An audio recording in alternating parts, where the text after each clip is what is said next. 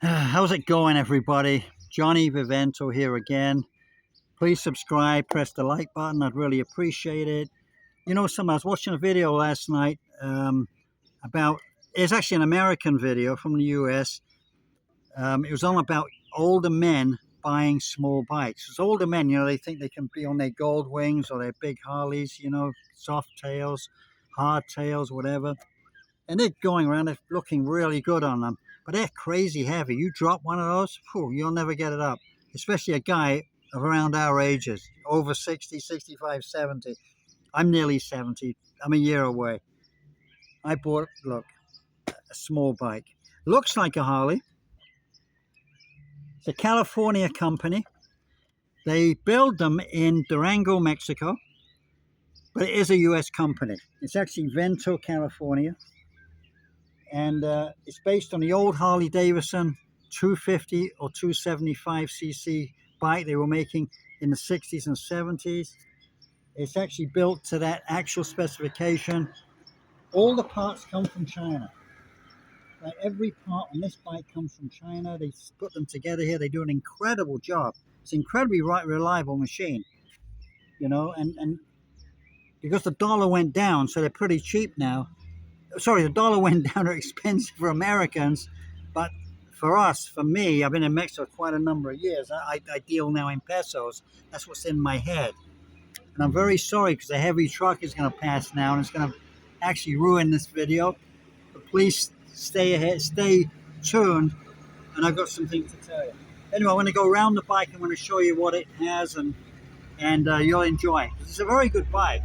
I'll tell you exactly how much it costs, okay, once I've done that. But anyway, here's the bike, okay, and it looks really nice. It's black, it's gorgeous. This is the only color they do, I believe, in this actual bike, the Thunderstar 300cc. A lot of power. I mean, today I was doing like 120 kilometers an hour, which translates to around 75 miles an hour. I was kind of cruising. I was doing it. Was really nice, and it looks like a Harley. There it is. Look.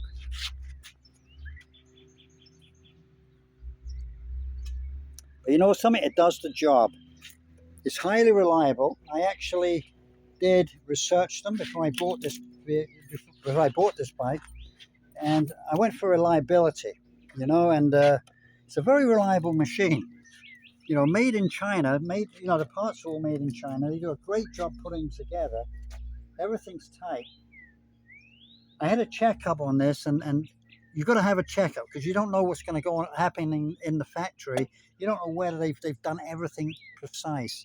And on this, they did a precise job. They really did. And it's a nice bike, and it runs really well. I'm really happy with it. What can I say? I have a cover for it because here you have a lot of bugs. You have a lot of, there's a lot of rain. It rains every single night. And but it's running well so far. Yeah, doing very, very well. And it has all the bells and whistles that you might expect on a Harley-Davidson. Harley-Davidsons are pretty simple bikes. They really are. They're pretty simple. They haven't really changed a lot of stuff on them. And this has some chrome, which is nice. If I had a Harley, I'd put more chrome on it, but yeah, there's some chrome on it. It looks pretty good. I would ride this actually to Sturgis. I would actually ride that to Sturgis. I would, honestly. If I had this bike in Denver, I'd ride it to Sturgis. Even though it's 300cc, it's reliable, it's pretty quick, and it will do the job.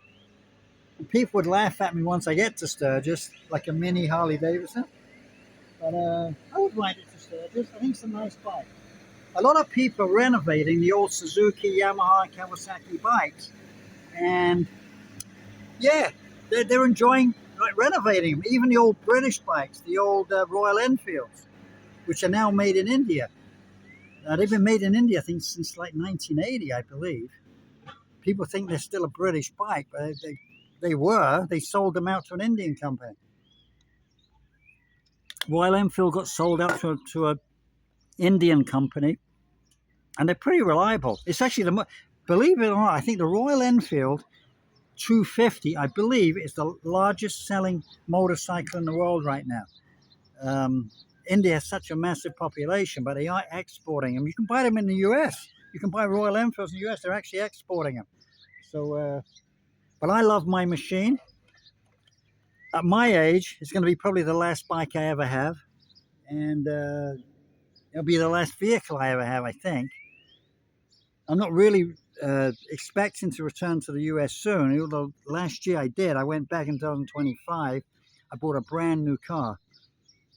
I thought I'd only be in the US for a year or two, maybe. I actually ended up being there 14 months, but I gave the car to my daughter. She drives it now. But anyway, I didn't buy it. I actually leased it. But anyway, she's going to sit out to the end of the lease. But yeah, I mean, I'm enjoying this thing, and it's quite nice. It really is. I've got to tell you, I'm quite happy with it. Sorry, I haven't been really doing a lot of good material. I really haven't. I've been down in the dumps recently. Uh, you know, I live in a beautiful place, great weather. It's a nice place too. You know, people are really friendly. It's nice and quiet, safe. Downtown's safe too. Everywhere's safe. It's a lot of tourists down there. And I don't really. That's what I'm not really getting into, the tourism stuff. You know, lots of tourists downtown, but it's really a lovely place to live. The requirements to live here right now was actually, I made a short video before this one. You know, when these two British people had a real problem getting into the country for a certain time, where they wanted 180 days that everybody gets, and they actually only gave them. They actually, first of all, they said 7, then they went to 45. They're doing it to restrict foreigners in the country. They all think they're going to stay here now. It's just a new thing in Mexico. The government are putting that in people's heads, so they're not giving foreigners who are here on visitors visas, who want a visitor's visa for 180 days, because they might stay 3 months, 7 months, 3 months, 5 months, or 1 month. They don't know. You know, usually backpackers and YouTubers going around Mexico. But to be honest with you, they only got 45 days. And that's what they're doing now. Now they're restricting you on requirements, getting a permit to stay in the country, to get a permanent temporary residency and a permanent residency. I have the residency myself, and I was lucky that I applied many years ago, so I got it. But now the requirements are crazy. You need to have a lot of money to come and live here legally in Mexico. I think they're trying to restrict foreigners for some reason. I don't know what that reason is. If you go downtown, how quiet it is right now. Believe me, the shop owners, the restaurant owners, all the vendors are really hoping that they lift these restrictions. They really are, because it's getting really bad now. It's getting very quiet downtown. Even though this is the off season, it's getting very quiet. And really the vendors are getting really mad about it. You know, by their voices, they're saying, oh my God, tourism's going down. Even though last year, Mexico broke the record for the amount of arrivals at Puerto Vallarta Airport. It was something like 9 million people, where the previous record was like 6.5 million. So 9 million people came through that Puerto Vallarta Airport last year. Quite incredible. It's not saying they're all going to stay in Puerto Vallarta, but they went to different parts of the country. Puerto Vallarta Airport was the one that was probably the nearest one to where they were going. Because if you go to Guadalajara, it's 2-3 hours away. But people, rather than arrive in Guadalajara, they get a cheaper ticket if they get the Puerto Vallarta flight. I know it's crazy, but this is how it is. People are working dollars and cents. People are trying to save money right now. You know, everyone's having a problem with finances and inflation. Inflation here in Mexico is crazy right now. I'm telling you, it really is. It's not cheap anymore like it used to be. Things are really catching up fast, especially in convenience stores, because their taxes are so high now. They're getting taxed badly. They're putting everything up. Supermarkets, well-known ones, convenience stores, local markets are doing better. They're a lot cheaper. But this is Mexico, man, and it's a wonderful place to live.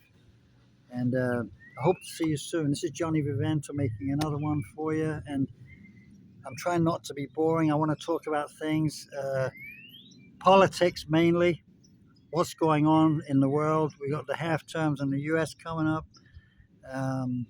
Love all of you, and take care.